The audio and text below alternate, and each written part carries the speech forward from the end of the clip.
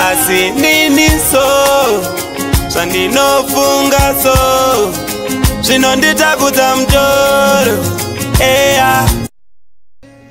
Uyo ndi Ian Maziya. Zita rangu rekuberekwa ndinonzi Ian Mafuwa. Ndakaberekewa mugore ra 1995 7 June paRafingora Hospital. Takatanga kuenda pachikoro ipapo paRafingora up to secondary. Takatanga zvimangoma zimdanzo ndiri form 2. It was 2012. Ndobva ndakabuditsa kamwe kangoma kangu so vanonzi sorry my mwana.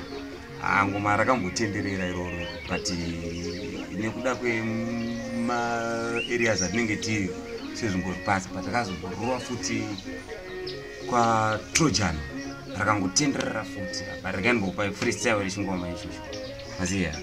Oyo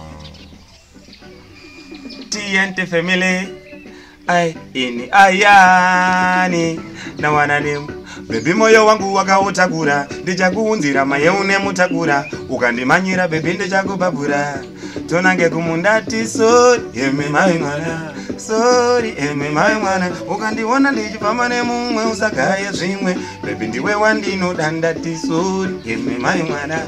Oyo amona then ngizobaya gore iroro ka zvinhu zvakangoramba zvichikwira sika tazovanawo vanhu vakatanga kusimudzira music yedu unoona pepe ndopakatanga kunyazozikanwa kuti Ian ndiani chichi Ian sikataridzwawo kumastar FM CFM nemastation akasiyana siyana amona svika izvezvi ndine Singles Collection randakashanda namukoma Massive Music Elite Records idzi rinonzi nhava yeupenyu Singles Collection irorero andikunyepere iroro riri kutopisa zvaizvizvi mawani amona so rine 6 songs angori zvimasingo Maziya asi mawani zvingoma izvozvo unoona so tichakupa kuti riripo namukoma Rider Fire iroro mawani but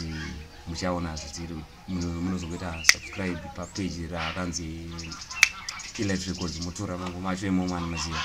So ndo mune mangoma ese amuchawana even Simplex Music vakuziziya kuti mwana oyo chinzwa ichi oyo mai makandirera kubva ndisati ndakura ndinokutenda ine mashoko amaitaura paye pamatiraira vana venyu taikunzwa iso hanzina mai zvawakuenda kunoshava ona zivo waziya vanongona kuno kumuchana vakoma mai vaigara vachingoti mwanangu zvawakura usandikanganwe mwanangu.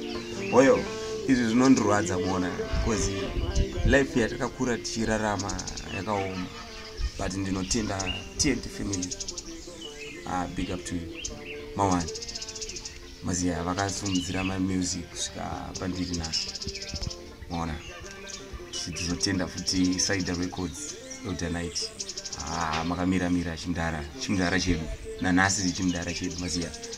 So apa tinenge tiripo yedu pambara tichisumudzira tichitaiwa nevamwe vachiona vachisumudzira music Maziya. So tine rekatende panext part tombokuonesa zvinhu zvinyowani ini